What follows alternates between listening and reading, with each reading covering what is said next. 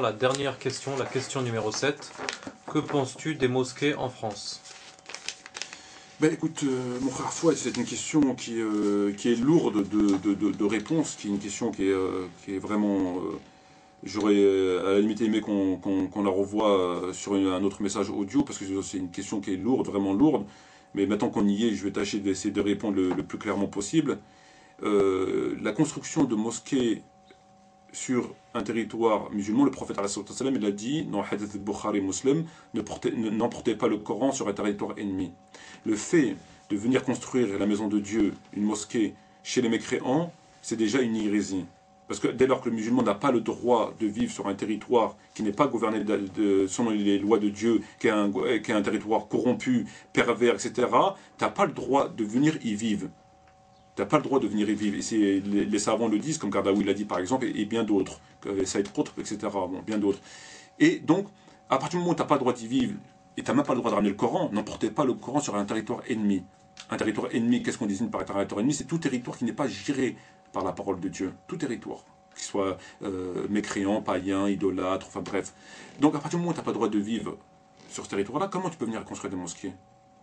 Donc en construisant des mosquées, tu appelles à tacitement aux musulmans de venir vivre sur ce territoire-là. Donc tu appelles à la transgression.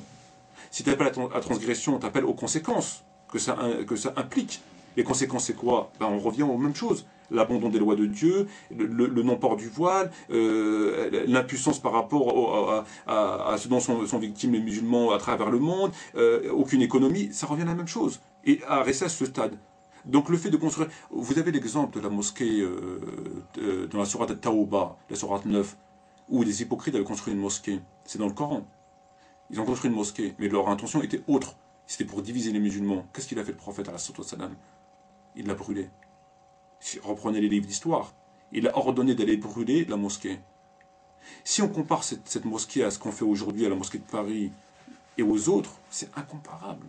C'est la même comparaison entre la cité de Sodome et Gomorrhe et la cité d'aujourd'hui. C'est exactement la même chose. Donc, le fait de construire une mosquée, c'est appeler les musulmans à l'apostasie et aux conséquences que ça implique à avoir un islam de pure forme, un islam de la fin des temps, un islam d'inversé, un islam de deux versets. Et ça, c'est une hérésie, c'est un crime à l'égard de l'islam, à l'égard des musulmans. Déjà, donc ça, c'est une chose. Une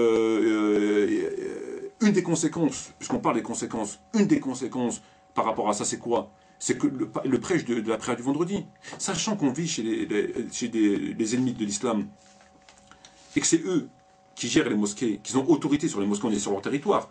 Donc ils appliquent leurs lois sur leur territoire, ce qui est normal. Bon, il est bien évident qu'ils ne vont pas tolérer un islam authentique. Ils ne vont pas accepter la polygamie, ils ne vont pas accepter un certain nombre de choses. Bon, et ces choses-là, parmi ces choses-là, il y a entre autres le prêche de la prière du vendredi. Le prêche de la prière du vendredi, à l'époque du prophète, et les savants sont d'accord, c'est rappeler les musulmans leurs devoirs, etc., etc., etc. Or, aujourd'hui, le prêche de la prière du vendredi est complètement détourné, vidé de son sens. C'est-à-dire qu'il est fait volontairement sous ordre du maître mécréant de ne pas parler de choses politiques, c'est-à-dire des problèmes des musulmans, etc. Et ça, c'est la conséquence de la construction. Et parce que l'ennemi mécréant, et c'est normal, n'accepte pas qu'on appelle les musulmans à aider leurs frères, etc. C'est normal. Et ça fait la sédition chez eux, c'est trouble à l'ordre public, c'est tout à fait normal. Et eux, ils ont accepté cette transgression au livre de Dieu. Ils ont accepté de dénaturer dénaturer une pratique connue du prophète et des quatre califes pour nous parler de la pluie du beau temps, sous les ordres du mécréant. Et quand on leur dit ça, ou ils ne reconnaissent pas, ou ils disent on est impuissant. Mais si vous vous mettez dans une situation d'impuissance et que vous vous plaignez de votre impuissance, ça n'a pas de sens.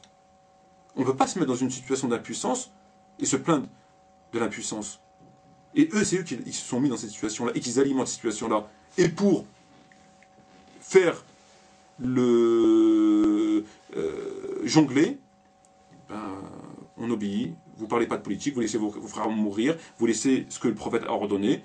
Le monde, il s'écroule. Il s'écroule, hein, il faut dire qu'il s'écroule. Ouais. Et eux, ils vont parler de quoi? Ils vont parler de la pluie, du beau temps. Oui, ceci, cela, et puis le monde, il s'écroule.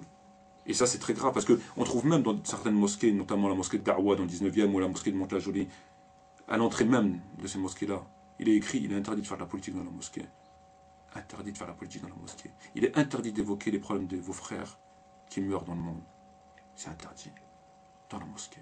Soi-disant mosquée. D'où les signes de la fin du monde où le prophète, il a dit, parmi les signes de la fin du monde, il y aura beaucoup de mosquées. Quand on dit beaucoup de mosquées, on pense que l'islam se portera bien. Non. C'est des mosquées de pure forme. Il dit entre autres, les mandbars seront de plus en plus hauts, les chairs seront de plus en plus hautes. Et c'est ce qu'on voit, elles sont de plus en plus hautes. Voilà.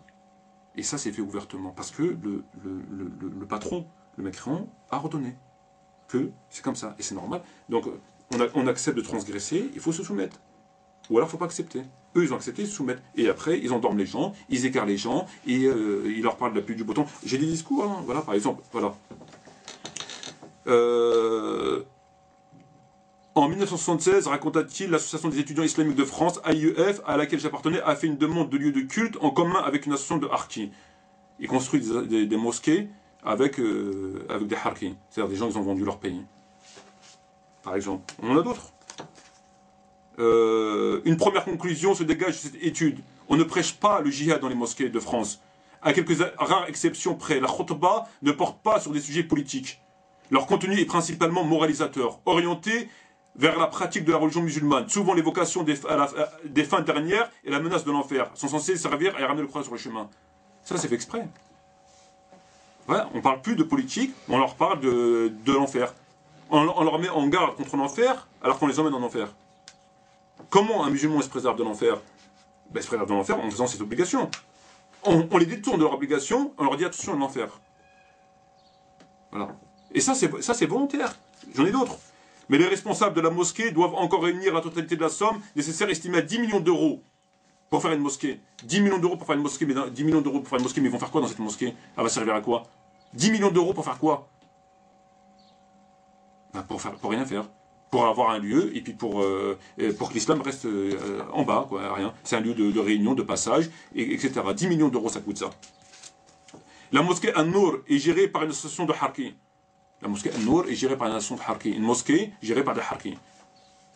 On en a plein. Le sermon du jour porte sur les offenses faites à l'islam. Le prédicateur cite plusieurs ouvrages publiés à l'étranger qui, selon lui, insultent le prophète. Ces injures ne sont pas admissibles, explique-t-il. Et pourtant, les fidèles musulmans doivent les supporter, car l'islam est une religion de paix. Il dénonce les insultes à l'égard du prophète, mais on doit les accepter parce que c'est une religion de paix.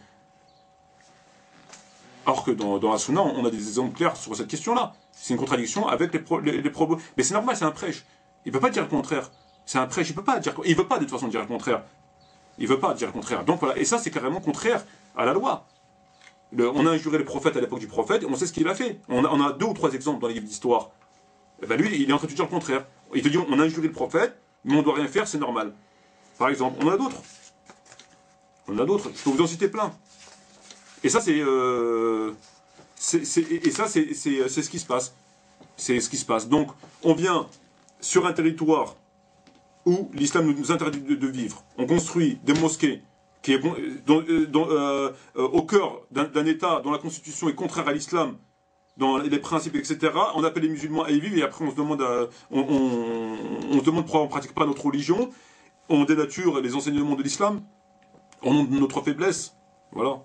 Donc il est bien évident que pour moi il n'existe pas de mosquée au sens honnête du terme, mis à part des lieux où voilà, et le prêche de la prière du vendredi complètement dénaturé. Ça n'a rien à voir avec le prêche, le Jumu'ah à l'époque du prophète, à l'époque d'Omar ibn Khattab, Abu Bakr, Ali et Othman radiallahu anhum, n'a rien à voir avec ce qu'on voit aujourd'hui. Aujourd'hui, vous allez encore, je me répète, mais c'est vraiment. Et puis bon, après, ils pensent avoir fait la prière du Jumu'ah et c'est apocalyptique. C'est des visions apocalyptiques, tout simplement. Voilà. D'accord. Ainsi se termine notre interview. Encore une fois, merci, cher frère Metmati. J'espère que l'on aura l'occasion de t'interroger de nouveau. Sur ces mots, je salue toute la nation de l'islam et te dis Assalamu alaikum wa rahmatullahi wa barakatuh. Alaikum salam wa rahmatullahi wa barakatuh.